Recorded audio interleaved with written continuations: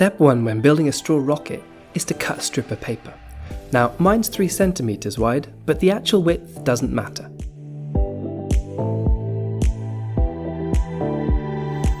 Step 2. Take your piece of paper and wrap it around a pen, pencil, or stirring rod to make a tube. The tighter you wrap it, the better your rocket will work.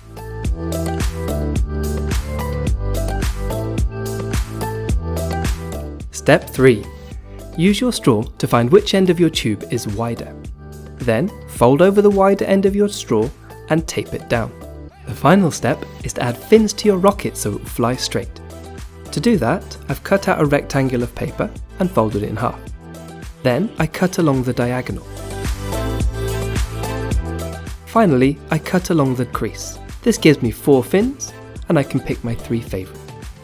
Attach the fins to the rocket with sellotape, adding a little bit on each side.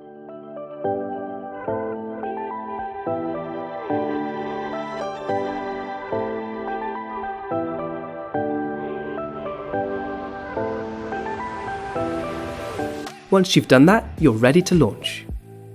Launching is easy. Put your rocket on the straw and blow hard.